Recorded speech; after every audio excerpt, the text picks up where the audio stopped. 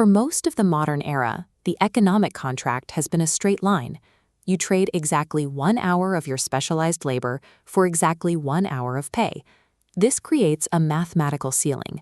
Because you only have 24 hours in a day, your earning potential is tied to the physical limits of your time. In this environment, you are playing a game where the results are strictly linear. Wealthy individuals bypass this limit through leverage. Leverage is a multiplier.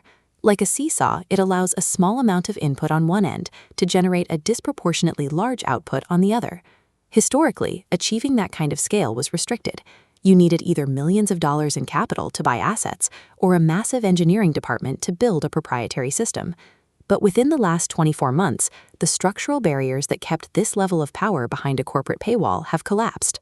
As the models developed by OpenAI and others become more capable, the cost to deploy high-level logic has dropped to roughly $20 a month. A single founder now has access to the cognitive output that used to require a full workforce. This changes the fundamental equation of production. When an individual can use digital agents to do the work of a team, the traditional advantage of a 50-person corporation begins to dissolve. To understand how we got here, we have to look at the tools builders used throughout history to amplify their effort beyond their own muscles. The first tier of leverage is labor. You hire others to work for you. It works, but it's difficult to scale because humans require management, salaries, and rest. The second tier is capital. You use money to fund operations or buy assets.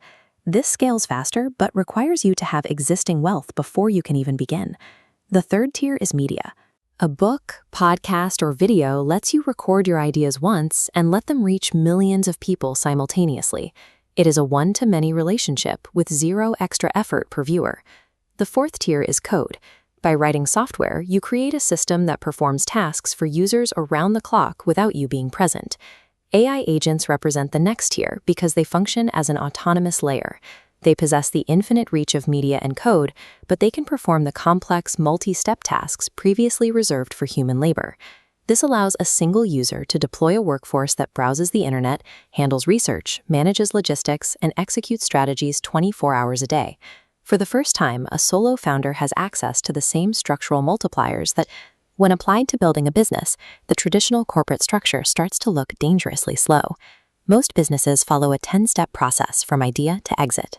These middle stages, steps 3 through 8, are where most fail. This middle ground includes coding, research, and outreach. These were the main friction points.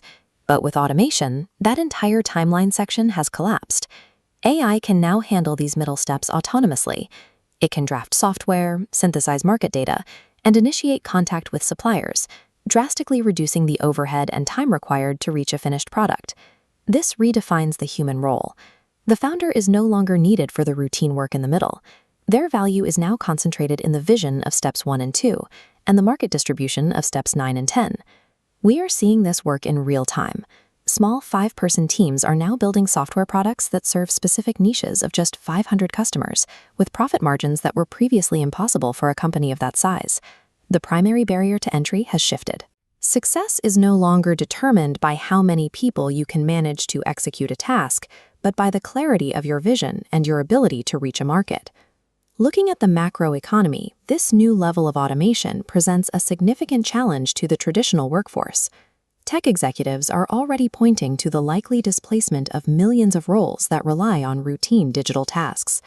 The transition will be difficult for many. However, the Jevons paradox suggests that when the cost of a resource like intelligence drops, we don't necessarily use less of it. We find entirely new ways to consume it. As the cost of production falls, the number of viable business ideas increases. Problems that were once too expensive to solve are now profitable opportunities. This creates an immediate arbitrage opportunity. Today, 77% of small businesses recognize they need AI, but they lack the expertise to do it themselves. Many of these businesses are currently owned by baby boomers nearing retirement. This creates a moment where AI-literate founders can acquire or partner with these established companies and modernize their operations almost overnight. For those who stay attached to the old, high-overhead models, the risks are increasing. Competing against a leaner, AI-leveraged opponent becomes harder every month. We are in a window where the gap in knowledge between those who use these tools and those who don't is at an all-time high. Historically, capital dictated which companies could scale. In this new landscape, that scale belongs to whoever can most effectively command digital leverage.